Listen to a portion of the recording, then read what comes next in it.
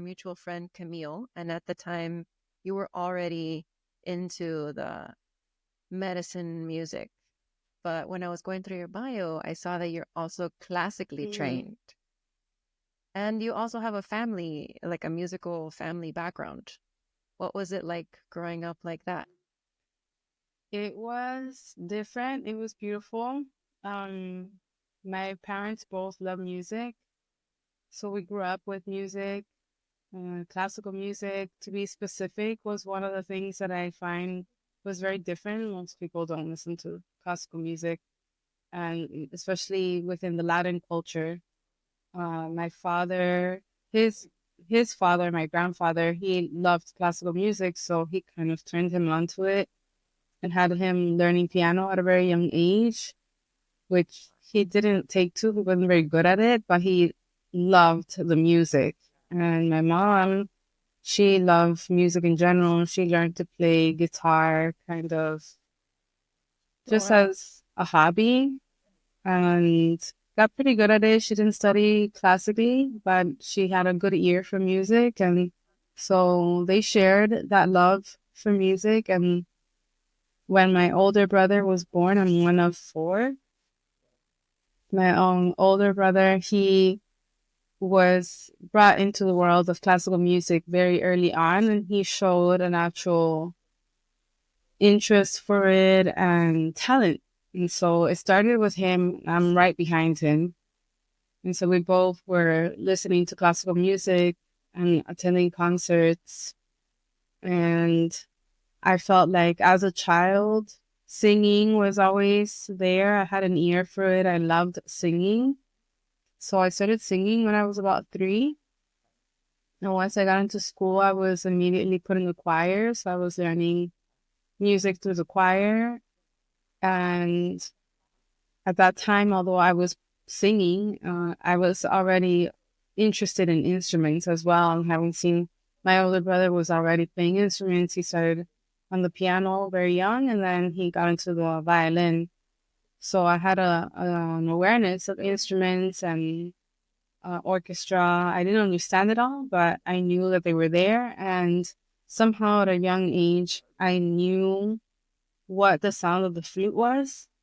I didn't know if I could recognize it if I saw it, but I knew it if I heard it. And I loved it. It was like just this love from the beginning. I loved the sound of the flute. And I knew that whenever the time came that I was old enough to pick up an instrument, I was going to choose the flute. And so that finally came around 10. And once I picked up the flute, it was a very natural connection. I got pretty good at the flute very quickly and proceeded to go very deep into the study of flute and classical music. And then singing at some point kind of took a side, kind of went to the side. I started kind of becoming very afraid of singing publicly, even though at that time I had already established a reputation as a singer and I was really good at it, like in school and things like this. And in the state, county competitions and things, but it just became so nerve wracking for me. I didn't enjoy it anymore, and I was kind of more focusing on the flute. So I continued with that and decided that that was what I wanted to do. So I went on to study formally in a conservatory for college. I did my bachelor's in a conservatory in Boca Raton, Florida, and then I ended up completing completing the bachelor's actually at New World School of the Arts in Miami. And then I did my master's at another conservatory in New York, where I graduated from. And yeah, it was a very profound study. I was practicing every day, many hours a day. Classical music is the most demanding music there is.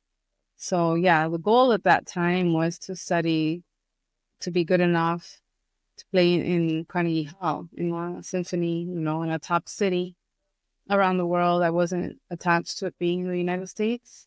And once I graduated, to my surprise, I found myself wanting something different. But I suppose that's not such a unique story. Mm, and it wasn't because I didn't want to do music. I still love music, but I think that the more I went into the study and practice of classical music in New York in particular, the environment was not really what I thought it should be. I consider myself very lucky in Miami. My studio, that's what they call it, your group that you study with, was very loving. It was like a family. My teacher was like a second mom to me, and we enjoyed music so much. It was a lot of fun. But in New York, it was so competitive. It was an extremely toxic environment, and it kind of sucked the joy out of it for me. So I still love the music, but I didn't love the environment. I felt like the pressure of perfection and competition was so much that it actually made me develop a lot of pains in my body. I developed tendonitis in both of my wrists. It made it very hard to play, and then a lot of neck pain, and it just became literally painful to play because of the tension that was being created through this dialogue that we were all being fed of. Like every hour you're not practicing, someone is getting better than you and taking your jobs. And that's what I was being told. So I had this one colleague in the program who was playing violin, who was very different from everyone else. I was not yet on my spiritual path, but there was something about her that just attracted me to her energy. And she was just different. She wasn't studying with the top violin teacher in the program where the competition was really high. She had a different one that was a little more relaxed. And when she performed, she was very good, but so relaxed was the thing that I noticed about her. And I realized just through observing that her approach to her violin was very holistic. And she was a Pilates teacher, a yoga teacher. She also did some meditation groups on the side in the school that I ended up going to the classes and receiving her teachings while I was there because I was under such high stress. And I noticed that that carried into her violin playing, and it made me think maybe there's another way, to approach this that can be not only more enjoyable, but also healing. I hadn't even entered the world of healing music yet. But once I graduated, I felt like, okay, I need a break from this. I don't want to pursue this and keep feeling this way. And I started opening to exploring more like world music and electronic music. So I think around the time that we met, I was more in that. I was playing like with DJs and electronic music, and I was really enjoying that because that fed a whole other side of me having grown up in Miami that was more around production and theater, more like show, whereas in the classical world, it's more conservative and there was more dance elements. Hence why I connected with Pammy because she was a dancer. And so with her, I was creating kind of a mix of different things that I loved and going deeper into that before I found myself in the world of spirituality and plant medicine that then kind of took over and reshaped my life, redirected where I was going with music and life in general. So that's where I am now, what I do now. But yeah, classical music was the foundation and it is still a foundation. I'm grateful because it definitely gave me the skill to play at the level that I do and sing and and set me apart and yeah, I'm happy to be a really solid musician and contributed to much easier music um Yeah. that I do now. So yeah, in a nutshell, my last 20 something years. In a nutshell. Wow. That sounds like an amazing journey. And you said so many things in there. I wanna touch on a few. One of them was that you're a vocalist also, not just a flute player. Is it flutist or flautist? Because I thought it was flautist, but now I'm seeing flutist everywhere. Yeah, it's flutist, but I think it's accepted both ways. I think if you ask a flutist, we will say flutist. because in English Okay. we play the flute, not the flout, but in other languages, you know, like in Spanish it's flauta, so they say flautista, and same in some other Latin-based languages. So that's kind of where the confusion comes, but they're both accepted. Yeah. Perhaps. Yeah. I think that's one of the issues that since I also grew up in Miami, like a lot of words are not the most correct version of English because it's like a Hmm. Spanglish. It's like a mix. um, but so my point there was it's interesting how you said that you're a vocalist and that you started feeling hesitant to share your voice. And I have a background in music also, and voice was my main instrument. And I find like the fear is still there just because I feel like it's so personal. It's an instrument that's inside of your body.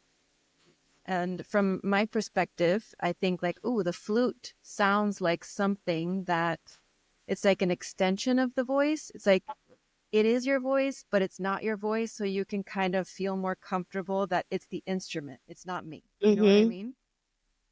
Does that make That's how sense? I thought of it when I was going through that whole phase, except that at some point it all caught up to me because at the end of the day, it's still me. And so those same nerves, they ended up showing up with the flute, and now there was nowhere else to hide. So I just had to learn to overcome it. But yeah, I think that it's a natural feeling, and yes, it's inside of us. And so much of it has to do because our society has fed us that thing of competition and comparison rather than just rejoicing in our unique voice, whatever stage it's at. So, Yeah. And the other thing you mentioned was perfectionism. And have similar journeys. So I can see why Camille was like, oh my God, you have to be here. Because I've been in classical music since I was 9 and a lot of choirs and like having the teacher come behind you with the ruler so that you sit up straight and your back is like perfect. And I do feel like, at least in the medicine space, which we're going to get into, it's like this, it's so healing. You feel like that relief, like, compassion is something that's been on my mind just lately, to release all those years of needing to be perfect, or people telling you that practice makes perfect. And now they've changed it to practice makes progress. That's like the new thing, I haven't which heard I that. like. Yeah. Yeah, because you're never going to reach perfection. And so yeah, it makes sense that you'd be gravitating towards, the only woman in the room who looks like she's just chill. Like she's not really worried about anything, right? Like that, it feels peaceful. Yeah, I want more of that. yeah. I feel like I reached a point I was proud of because I had a concert some years ago, and my mom said that she was in awe of seeing me in the concert. She said that it felt like I was so comfortable that it was as if I was just sitting in my own living room, in this like very intimate space while there were, nearly 200 people there. And I was just as if I was hanging out with my friends in the living room, singing, and so at ease and at home in myself and in that environment. And that it was just incredible because she knows my journey more than anyone, as my mother, who drove me to all of these things and to all the auditions and all the lessons, and my father too, but she feels me more. And I thought, yeah, it's true, I do feel that way. Exactly how I feel so comfortable on stage. It feels completely at home for me and natural, like I'm doing exactly what I'm supposed to do and what I love to do. And it's crazy to even say that out loud because I didn't feel like that my whole life, my whole career. I had to work up to that. And it was so multi-layered, the different types of ways I had to work on that. And there was a part of it that was, the practice. And I love that. I had never heard that. I'm going to keep that. Practice makes progress, because you're right. Perfection is an illusion. We're always going to be, as long as we're alive, needing to progress and improve, and things evolve. So then there's, maybe we perfect one way and then that is outdated and we got to learn a new way.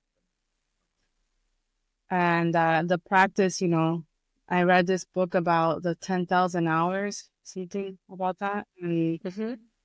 To master hmm something. And I know it to be true. And I think at this point, I've definitely exceeded that, probably 20,000 hours. Actually, come to think of it, I just turned 39 and I started when I was about 10. So I've been playing my flute for nearly 40 years, which is crazy because I still feel so young Wow. to say anything like that, like 40 years. So yes, I completely feel like a master at my instrument. And at the same time, I could still improve. I can hear things that are not as clean or great as they could be because I don't practice what I used to. But if I did, I Yeah. would get there. However, all that practice has definitely helped me to become more confident in my craft because I'm familiar. And the same with the voice. And the voice was a journey to come back to. I didn't feel comfortable for a long time because I stopped singing for so long. I had to relearn my voice. But as the years keep going and I've kept training and also developing tools to help other people train, every time I help others train their voice, my voice improves. And so it boosts my confidence. And then I'm more like in my nature of what I'm meant to do. So the point is that the practice is important because it's how we get familiar with things and therefore build confidence, which therefore makes us more comfortable. Um, Hmm. but it was also all the healing I did internally of quieting that voice that was always so critical and judging everything and enjoying what I was doing first and foremost and seeing it as an offering that I'm providing for my community and for the people. And so it shifts the narrative of like perfection is not the the top point here. It's really about creating a vibration that lifts people up and that just kind of guides the whole thing and helps me feel at home because that's what I aim to do, whether I'm singing or having a conversation, or just doing anything. So yeah, it's something that can definitely be worked through. And it starts with quieting that Mm. critical mind. Yes. You're making me think that. I mean, maybe a lot of classically trained musicians have this issue, like growing up in a very, you need to be perfect or you're not first chair anymore, you know? And then you feel like, oh my God, it failed. And it does leave a mark. And it's very hard to get rid of that sometimes. And, even still, I find being very hard on myself when I know, like I know love and compassion, but I'm especially when you grow into these things from like in childhood, they tend to leave it's the wound is very deep and old and you need to like really excavate to get it out. Definitely. Mm. So how did you make your way to medicine music? I would say it came to me and it came as a surprise because today, in the kind of path that I've chosen to walk and serve with plant medicine, I find that there are a lot of people who hear about it and have it on their radar. They've heard of it for a long time and they're just waiting for the right time or they're not sure if it's for them or what. But that wasn't my case. I never heard of plant medicine before it came into my life. It was something that just came in very strong. I had left New York, moved back to Miami, and I found myself kind of lost. I didn't really know where to go, what to do. And I was also slammed with a lot of student loan debt suddenly. And I didn't know if I wanted to stay in New York or if I wanted to fully come back to Miami. So I just came back temporarily. And in the meantime, I started working at a bar to try to continue paying my bills, the bills I had in New York, because I hadn't fully moved out. So I still had rent there, and settle a lot of the first wave of debt that I needed to cover from having been over there. And it was interesting because my whole story, and I think how I was raised, was that you go to school and you get these higher degrees so that you never have to work in a bar. And then I was there anyway, so I fought this a lot, but I chose to go there because it was the only thing that I understood you could legally make a lot of money and could leave at any moment. Like, it wasn't going to be this responsibility that I was going to feel bad for quitting after 2 months. And it was a very temporary thing just to keep paying the bills while I decided, am I going back to New York or coming back? And when I came back, to my surprise, as I started working there, I started meeting people that started opening doors for me. Whereas I felt in New York, I was like banging on doors and it was so difficult. And I wasn't really doing what I wanted there. And suddenly everything was opening up for me here. And so one of the things that opened up was the opportunity to just kind of jam and improvise at this local jazz club in Miami Beach. And the owner there, who was an amazing musician and knew a lot of musicians, kind of took me under his wing. And so he's kind of the first plug in this and introduced me to several musicians. And one of them was um, the person who would introduce me to the world of plant medicine. So I ended up becoming good friends with this person and playing music. And he was having a birthday and suddenly invited me to a peyote ceremony. And I didn't really know what it was. Um, I understood that it was something that was good for you, that was helpful with spirituality and awakening. And I was in that place where I was ready for that. I had gone through so much in New York and had survived like a pretty severe depression. And I found myself seeking. I was in that place. I had just gone to this other forum called Landmark that was pretty life changing. And because of Landmark, I was open to the plants because I didn't have any experience with anything that was a psychotropic, an entheogen, or mind altering outside of some alcohol. I had never tried anything. I never tried a pill, any drug of any sort. And although these are far from drugs, they are mind altering. And so I would have completely judged it if it wasn't for Denmark and just put it in the same category and not have been open to try it. But at that point, I felt like I was paying attention to a lot of synchronicities that were coming into my life. And I felt like this was the timing, and I was invited to the ceremony, and I understood it was something that was good for you. It was healthy, and it was definitely not dangerous, definitely not going to kill me. If I didn't like it, I never had to go again. So I said, okay, You're not gonna what's die. one night, No. I get this out. And that night changed my life. Not right away. I mean, kind of right away, but not in an obvious way. That first ceremony was so out of my comfort. I was so nervous and uncomfortable. I didn't understand. I couldn't connect fully to the chants, and the medicine made me feel a little funny. And I I I didn't know. When the morning came, I recognized that it was something beautiful, but I didn't know if I would ever go back. I was like, maybe this is not for me. I feel like I was still very like city girl at that time. And yet the day after when I woke up, I felt different. Something was different. Everything in me was different. I got up early. I had all this clarity. I felt like, oh, okay, let me see.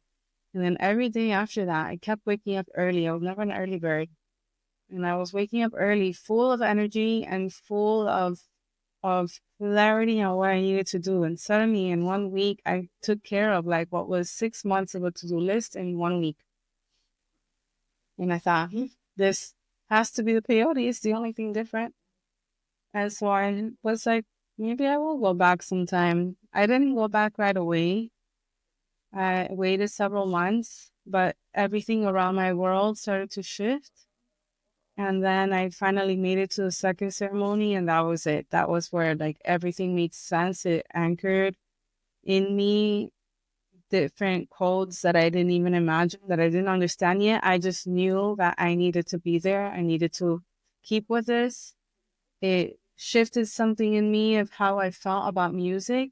It like awoke a whole other thing. And then before I knew it, I was organizing, helping to organize ceremonies and working with different elders and teachers. And through that, I realized that I had to kind of show up a bit more in my role as an organizer, which meant that I needed to learn the songs and start singing again. So that's where I was like, oh, if they're gonna tell me I need to sing, and if I'm gonna sing, I need to learn the songs, and if I'm gonna do the songs, I better start learning how to sing well again.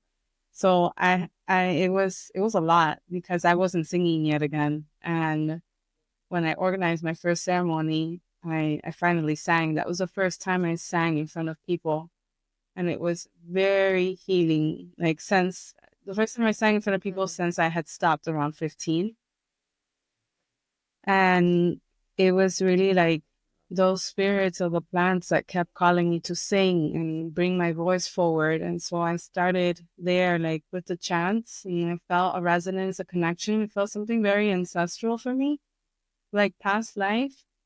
Like I was meant to do this. I've done it before, and I was supposed to come back. And so that's kind of how it went. And then I started finally working with the other master plant known as ayahuasca, which is like peyote is like a grandfather spirit, and ayahuasca is known as a grandmother. And she really brought forth music on a whole other level. So it's like peyote got me to sing again, and she refined it, helped unlock other parts of my voice that I didn't know I could reach again, or reach at all, because our voices change as we go, you know, into our life. Like I don't have the same voice that I had when I was 15. It's definitely deeper. It's more of a woman's voice, not a teenager. And so I had to relearn, and she helped me to do that and show me what was possible. I had this idea of like, I can only sing like this when I have the medicine inside of me, because it's like her. But then she taught me like, no, this is in you. I'm just showing you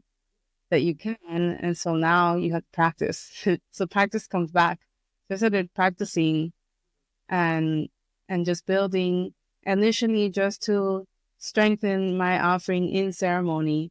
I had no plan to sing publicly, like in a concert, but life kept pushing me there. And every time I had concerts, people would just naturally like assume I was a singer and kind of put a microphone in front of me and ask me to sing. And I resisted it for a while until it got bigger than me. And I was like, okay, well, I'm being asked to do this and be the lead. So I need to just get good at this really fast. I have to start practicing and getting familiar with my voice.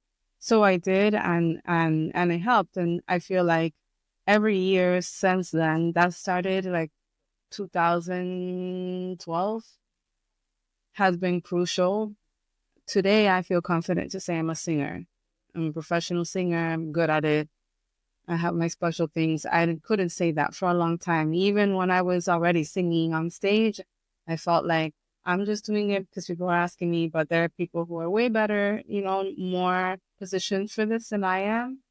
And I needed to grow into it and quiet that critical mind that was still very much of like the classical world, comparing myself to the opera singers I went to school with and comparing myself to myself on the flute. Like if I can't sing on the level that I play the flute, I don't want to do it, which was unfair because I had mm, dedicated over 10,000 hours to the flute that I did not on the voice. But now, yeah, I it's been a beautiful journey, essentially back home to myself. I never felt more myself than when I mm. started singing again and accepting it as my gift. So you gotta sing That's again. beautiful. I will. I will be guided. I do want you to know though, you inspired me to buy one of these, a shaker, because I saw, yeah, I saw one of your videos. I think it was like 2017, 2016 or 2017. You were singing with another girl or another woman, and I my guitar skills, they're, you know, it's like it does the job, I guess. But I always felt like I couldn't sing unless I had somebody accompanying me. And when I saw you with the shaker, I was like, I'll just buy a shake and then I can sing. And then I don't feel so alone, because I think part of what I love about music, and especially like having that foundation of a choir, I did a lot of choirs. I was all in choir. And I think that harmony, I seek it, and I just hear my own voice. It's nice. It's healing, but I want to, when those notes come together and they just click and then it just like ding, you know what I mean? And you can't do that on your own unless you're, producing yourself and layering your own voice. So yeah, I'm on a journey of my own when it comes to the singing, and the time hasn't come yet, but maybe it will soon. But for now, I have my shaker, and I have you to Yes, thank the for shaker, that it. was revolutionary for me too, because I had the same idea. Like, I need so much in order to really be worth the time, the presence, the attention of anyone while I'm singing or even playing. Because I had gotten so into production, and in those early years back in Miami, I had started like producing shows. I got really attached to the lights and the video mapping and the dancer in the background and all of this. And I thought, like, I don't have that. It's not so interesting, which was a lie I told myself. Um, no one actually ever said that to me. The worst things that I heard really came from me. So I had to do a lot of work with that. And what the medicine taught me was that I don't need any of that. And so when I started going deeper on the path of the medicine and studying and traveling with it, being in service to it with elders and leaders of different tribes of these different master plants, I was stripped of all of that. Like, suddenly I was not booked for any big shows. I didn't have any platform with all of that production. And it just brought me back to a very raw place, very organic. And it was like, learn to do it like this and not depend on anything other than your voice. You can have a shaker, but even if you don't have a shaker, learn to be your own full instrument. And it was a challenge, but I found it at some point and I realized, yes, I heard people that moved me without anything. And I realized, like, who says that any of us can't do that? They didn't need a band, they didn't need anything. And that was the beauty of like that space of the ceremony that is so far from all of that. It's so much about the heart Mm. and spirit that I realized, like, we don't need all these extra things. There's a time and place. But it gave me a lot of confidence because when I learned to own myself and my voice in that kind of space without anything but a shaker, or maybe not even a shaker, I felt way more empowered. So if I am on a stage and I have a full production and things going on and instruments and sound system, and it all goes out, which has happened, all the power goes out. This happened to me at some point in an Art Basel event, which is like a big event in Miami. And I was just like, okay, everyone come closer. We had some candles, we lit them, and I made it into a ceremony, and I went fully acoustic because there was no power. And people never forgot that performance because that's just what it was. So it is important for all of us to know, like, all we need is this or nothing, and to trust to trust that it's enough and break down all those lies that we've told ourselves and been telling each other. It's really like been the biggest journey. So, um, what it's led to actually, maybe you join sometime, is I have now courses that I do. The first course I built during COVID is called the Beauty Way Vocal Healing Apprenticeship. And it's all about overcoming those fears and stories around sharing the voice. So it's not so much about singing um perfectly or anything like this. It's for people who maybe love to sing, think they can't sing, or do sing and are good at it but never share it because they're terrified of sharing their voice. They're critical. So it's like healing that and getting people to just start singing and opening. And it's really a self-love journey at the end of the day because it's from us, it's our expression. And so what I've seen is how that empowers all these other aspects of life that we think have nothing to do with singing, and maybe they don't, but they have to do with us. And we are wherever we are, like we're taking ourselves Powerful. and our insecurities everywhere that we go. So yeah, it was all based on my own journey around that. I was like learning to love myself and my voice and all its little imperfections, even, that rawness. And yeah, it's been a big part of my life in the last 5 years, I would say.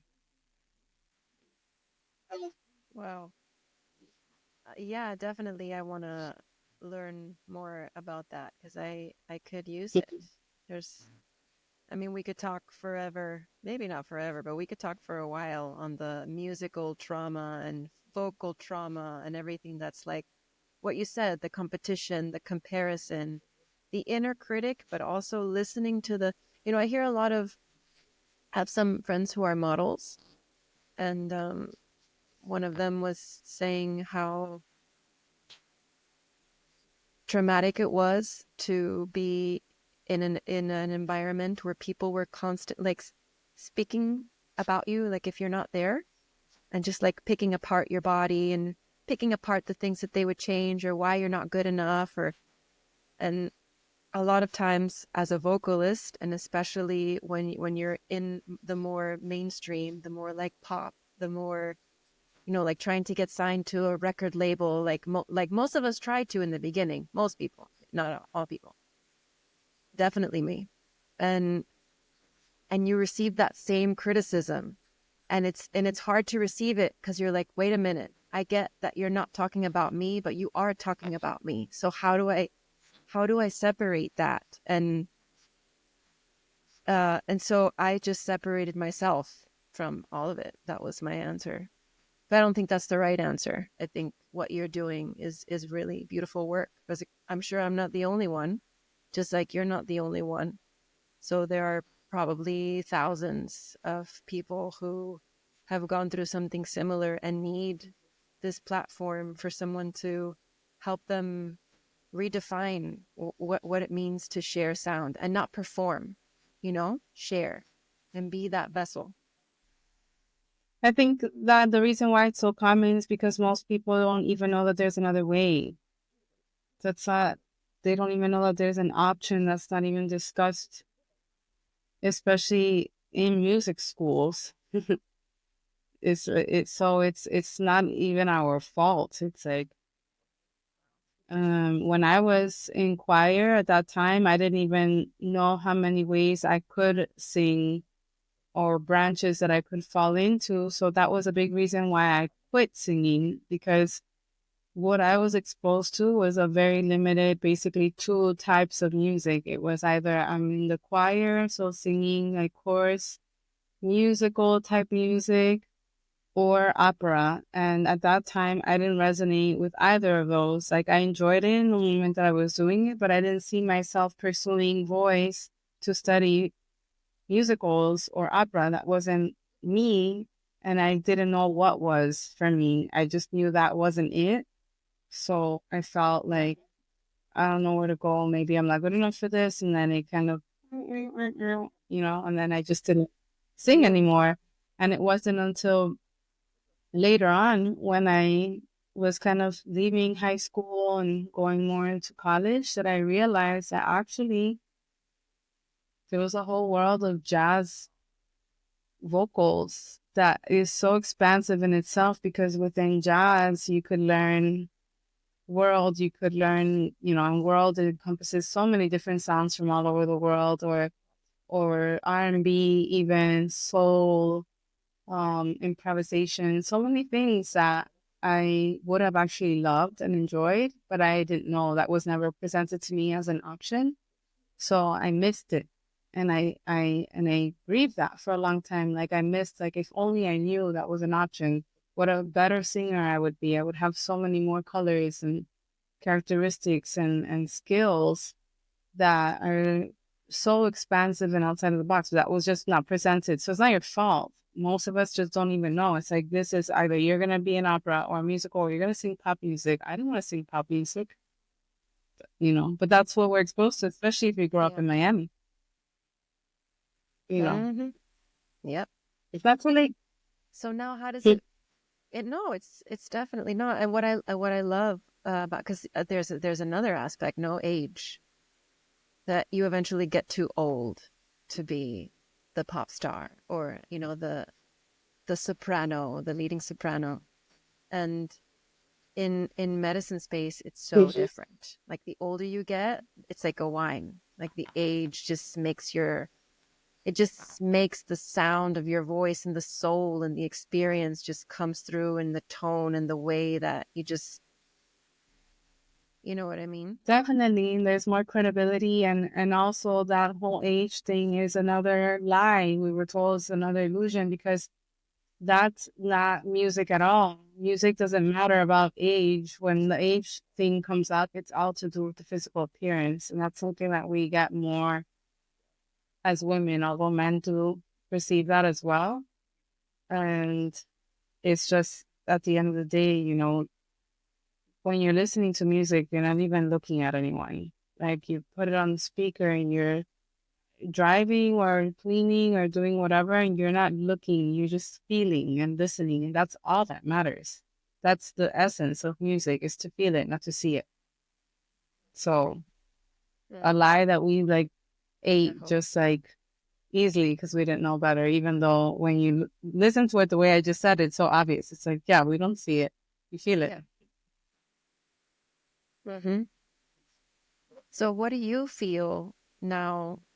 I mean, having gone through all the journey that you shared, looking at everything that you've been able to be part of, having music on Spotify, having albums, having a course. And were you in Greece, like an artist residency in Greece? And I saw you playing in Asulik. Like these are big deals. These are big places. How does it feel? It feels like a dream come true. Yeah, I would say like I'm very blessed.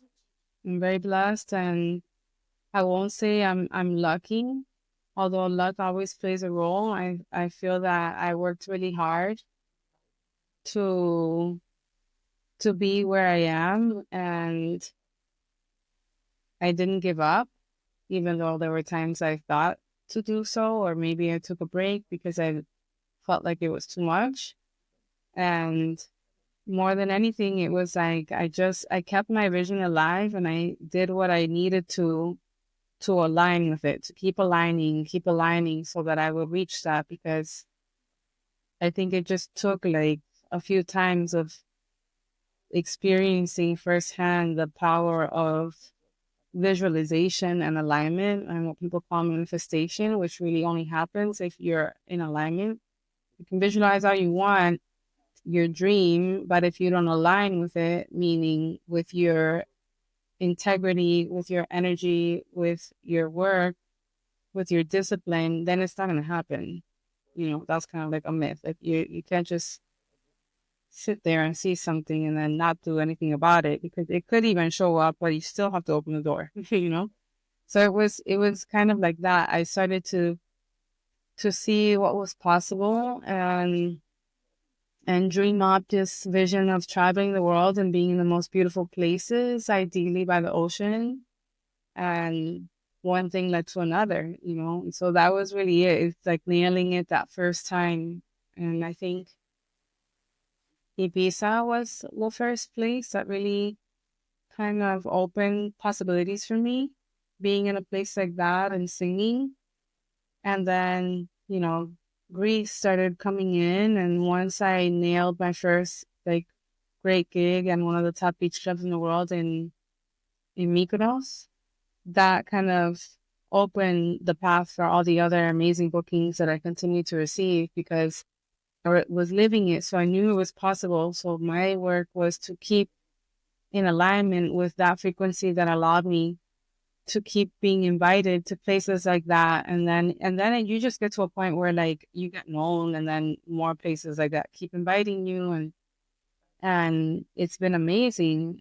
But I would say the biggest dream is not just being in the beautiful places. Like, yes, of course, I love being in gorgeous places and being treated like a queen, but it's more that I'm receiving that by doing something that is so good for the world and so good for people, that I didn't sell out. That it's happening because people are attracted to the message that I'm there to send. That has everything to do with healing, with unity, with love for the water, that protection of the waters of the world, indigenous culture, that people care enough and think it's beautiful and cool enough to put me in those places. For that, I'm not selling out, and it's my own music and it's my own voice. That's the greatest joy of it all because I'm in full authenticity. I'm not doing anything that I don't want to do. I'm not singing songs I don't want to sing. I'm not in an outfit that makes me uncomfortable. It's just like the more I aligned with my true essence, that's what people wanted to buy. They were like, I like that. I want that, more of that, you know? And that makes me feel really good, and it makes me proud and open up the possibility for so many other people to know that they don't have to fall into the mainstream if they don't want to.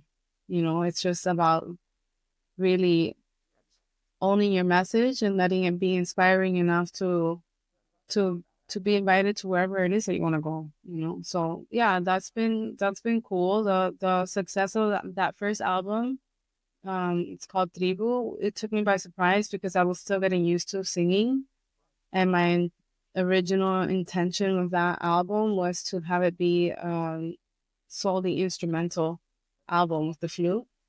And my producer and many friends that were helping with that project were like, no way, you have to sing. Like, you have to bring your voice in and bring your icaros and your chants. And I really didn't want to do that. I started with one, and then just them. Like, I didn't get there alone. I had a lot of people that believed in me and saw something that I didn't see in myself yet, who encouraged me and pushed me and almost tricked me.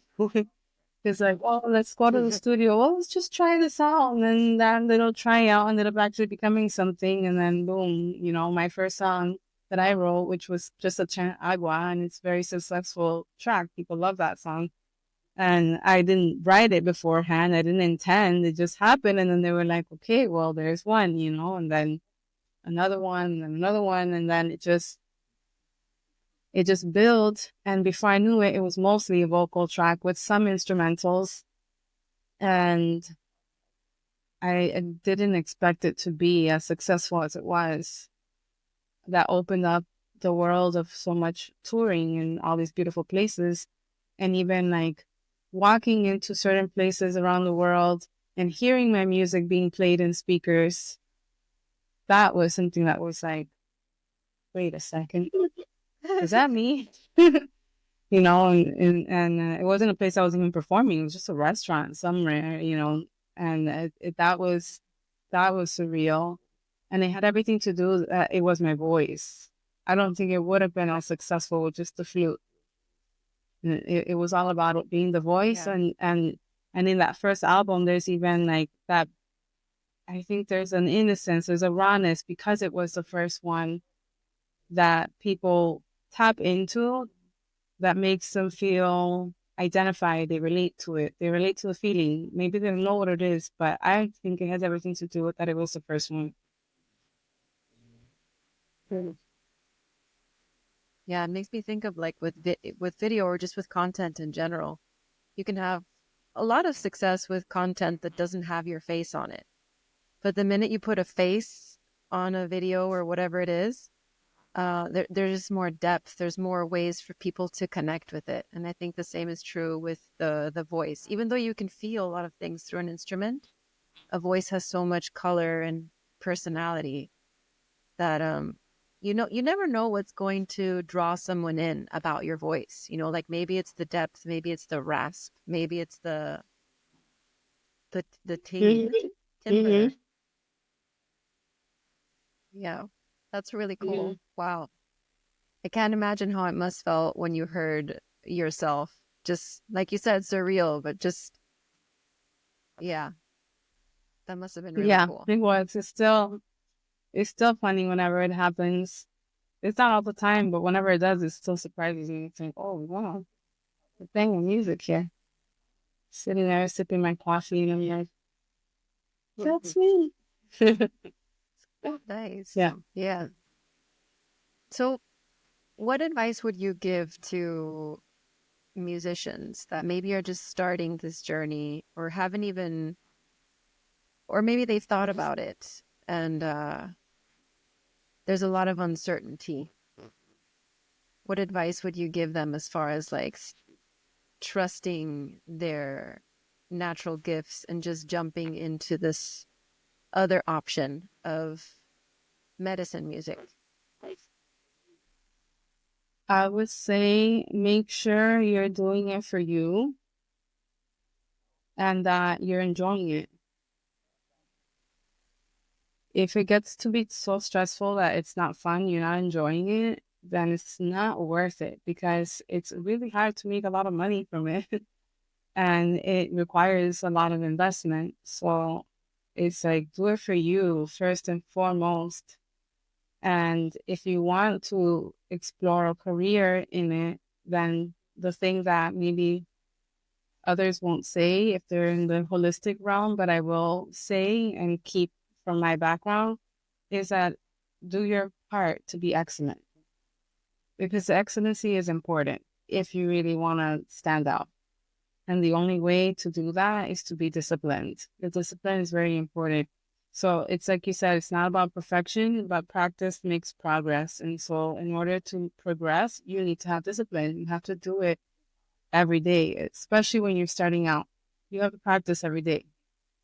It's only then that you see the progress, and then the progress leads to other parts that just enhance and then bring it all together, which is in the confidence. And so then more of your authenticity comes through, which is what people feel. But that doesn't come through if you're not yet owning yourself, owning your voice, owning your instrument. That comes with practice, and that's true for everything. That's true for, I mean, our physical bodies. It's an extension of our body. So it's like if you're working out, if you have a vision of your body goals, you need to train and you need to be consistent so that you see the progress. If you're inconsistent, you're not going to see the progress. And yeah, it takes longer and then it's discouraging and it's not really effective. It just doesn't. So the practice is important and that goes hand in hand with discipline. And if you really want to be excellent, you have to find people who are excellent to help train you. And I believe that again for everything. So anything that I'm trying to excel at to better my life, even if it is just for the joy of it, I try to find people who are really excellent at it to coach me, to guide me. And and I think that that's true for music. So it's like go for it if it makes you happy and you want to enjoy it.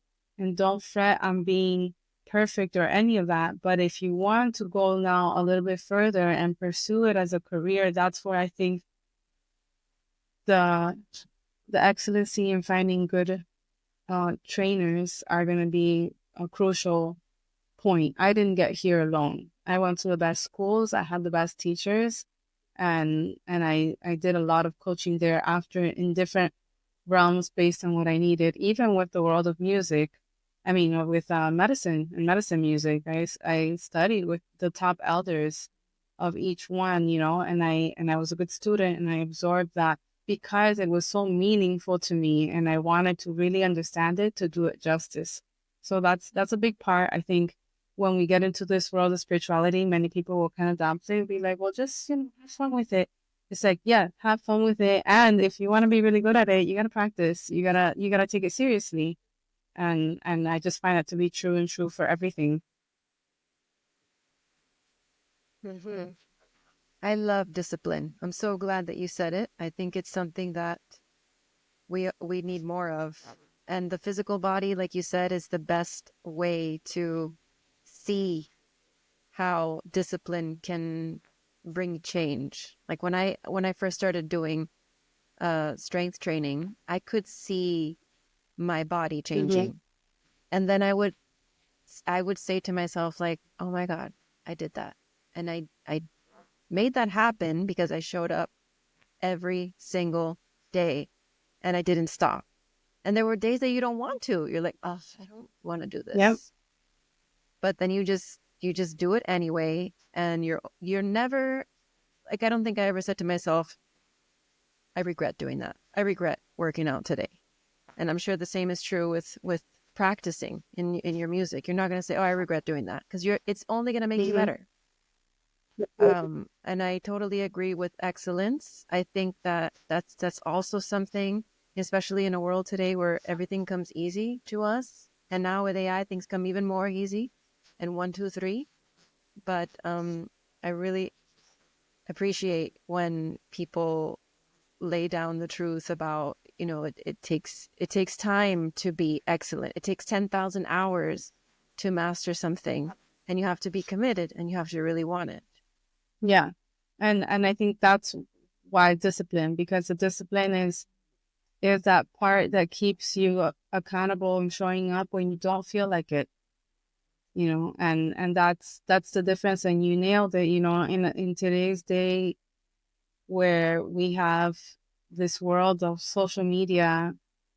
There's a lot of phonies in everything that's out there. Every branch of life has its phonies. And it's so easy to do that when you're only showing short clips of, your best moment. And that's where the integrity piece comes in. It's like whatever you want to do is like, the truth of where you are. And if you want to be that person that you're pretending to be on social media, you're going to have to practice. And those are things that people don't see, those moments where you make the mistakes and your voice cracks or your instrument or the string is out of tune and all of this, and you get to know and you work it out and you work it out until it gets better. And then the more that we get into that space, then the authenticity comes through even easier. And so, but that has everything to do with showing up when you don't feel like it, and knowing that it's a relationship, it's a love affair, and it doesn't feel like that necessarily every single day. I love music so much. It's been my first biggest love of my life and most consistent love of my life. And there have been days that I didn't love it, that I didn't feel like it, that I was frustrated, and maybe my practice was shorter that day, but I still showed up because I knew that it was a day. And it's the same, like I said, in everything, especially like when you look at a relationship, our relationships, you're married. Some days that we can't even with our partners, and it's a day or even 2 days or a week, Hmm. but then you keep showing up because that's what you committed to. And if you wanted to thrive and keep progressing and growing, then we need to have the discipline to move past those moments where we don't feel like it, and keep pouring into it. And when we're stuck, finding the coaches that help us improve it. You know, try it this way instead. So yeah, I say to everyone, like, it's healthy for everyone to sing and play music and take on any art form and dance and do it just because it feels good and it's for you. And if you find that you want to take it a step further, that's where, like, okay, let's get excellent. And these are the ways how, at a minimum, you got to practice, you got to be disciplined, you got to be consistent, and find really amazing coaches. Yes. Yes. We didn't get to talk about your space, so maybe we can end with your space in the Redlands. So if people want to host a retreat at your space or invite you to host a workshop at one of their retreats at your space. I'm saying all this not even knowing much about your space, so why don't you take it away? So, like you, I was kind of seeking these retreat centers for a while. Um, After touring, going on the road so much with music and concerts, I found that I was really yearning to bridge the world of music and beauty and travel and beautiful places with my work with the medicine and healing in a more lengthier container than a 2 hour concert, and just create community and of course always have it be like somewhere that's really beautiful but also safe and has like a sense of a container. And so I started kind of dreaming up um being invited to retreats, being part of them before I started wanting to create them myself. And that did actually come. And I started doing retreats in Costa Rica and some in Bali, and I really loved it. And I was traveling a lot for retreats, doing ceremonies and doing music. And it was very fulfilling and very beautiful. And also, it seems like there's some opportunity there if it's done the right way and you have support to even like make decent income to support yourself while still doing what you love and believe in. Um, because of my own work with the medicine and being someone who pulls in a lot of leaders and indigenous elders and organizing, and I personally love organizing. I have a flair for the details and what we call the beauty way, my own unique touch. And every time I went to different retreats, I found myself thinking, what could be better? What could be better? And if I was doing it, it would be like this. And so I started putting together my own retreats at some point, but it was challenging to keep up with it, trying to always find a place. And when I started coming back to Miami, people were asking me all the time when they could come and sit with me in a ceremony or be with me. And I didn't have a place. And it was very expensive to be renting places. So I started dreaming up having my own like small boutique retreat center and make it something very beautiful, inspired by all the places that I had been to that really moved me, like Bali, Ibiza, some of the aesthetics of Tulum, things like this. And 2 years ago, I ended up finding it and manifesting it and all the resources to buy it and make it happen.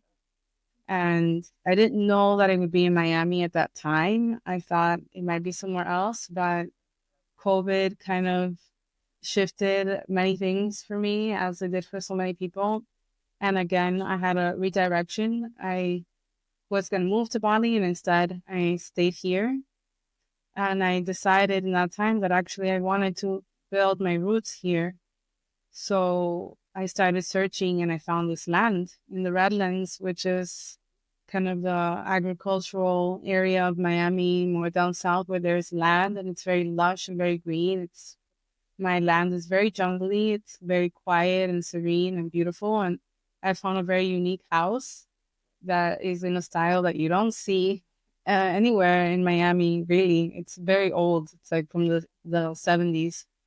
And it has 3 floors and it has a wraparound porch and it's in a midst of many trees and it has kind of like mountainous, like kind of hill type um, landscape, which is very rare for Miami. But the Redlands is a rare part of Miami because this was where thousands of years ago a meteor hit this area and it kind of bursted all these little parts that includes what are the keys and it's all coral. So this is kind of similar to some of the systems of Tulum where they have cenotes, except that they have springs here. So the water is very clean and it's clean through the coral, and it just gives this very different, uneven landscape that makes it very interesting and beautiful and unique. So my land is in that area.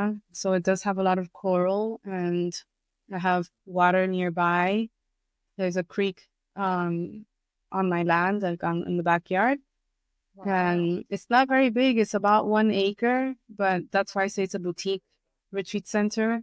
So we have a teepee here, and we have outdoor bathrooms and showers that we built, and there's rooms. So we've been building it up. It's like a startup. I've only been here 2 years, so we're constantly adding and fixing and renovating different things and building, but it's been used already for retreats. I've had other people rent it for retreats, and I've also held retreats here. And so, yeah, people are welcome. They're looking for ceremonies. We work with plant medicine here every month. We founded a church to support and protect the work that we do here for the plants. So we're essentially working with ayahuasca and peyote on a monthly basis. And there's other medicines that also come here that we don't serve, but other people, other facilitators or elders come and serve. And it's essentially also a community center. So it fits a lot of things. It's used as a venue. I do most of my concerts now here, and book artists and create the events here.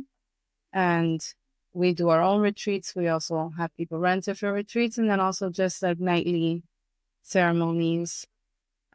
So the idea is to not only be the ones running everything, but that to have other people come and run their things here in keeping with wellness and spirituality. So I don't rent the space for anything that's not around that. It's not a party place. Our events are very conscious, so there's no alcohol, and I maintain that within our land. And I think that's why people find it so special when they come here. It's very peaceful. And yeah, it's called Chantique Villa. So Chantique means beauty in Balinese. And the church that we founded is called Four Wings Beauty Way. So it's underneath to help protect for those that work with, the plants that are interested in that, just to know that. But it's not necessary if you're coming to do a women's retreat or men's retreat or yoga or anything of that nature. People rent it for 1 day, just a day, and some rent it for several days. So yeah, it's open for that. And would love to have more people coming to do things here. And yeah. Yeah, that sounds incredible. I want to go visit. Do you have like day? Is it open during the day for people to just drop in and visit? Yeah, we're home almost all the time, and they just need to tell us they want to come by. And if we don't have an Okay. event going on, Oh, yeah, we're during the week mostly just resetting and recapping from the weekend. It's been particularly busy the last couple weekends and weeks, as we had a tribe from Brazil called the Yawanawa here for 10 days, and they were doing many offerings. So, but yeah, people sometimes they like hear about it and they want to just come by and pass by. So it just takes a text. yeah. We're almost always home. Yeah. Okay. Well, thank you so much. You are so inspiring in general and specifically to me because I resonate with your journey, and it's inspiring to see how everything has evolved, and now you have your own space and all the things you're doing, and you're a church. That's Yeah. amazing. Just brings it back to excellence, and intentional and excellence, doing things right. So I love that, and I appreciate you being here and sharing all this. Thank you so much. Thank you for remembering me and inviting me. It's been really wonderful to reconnect.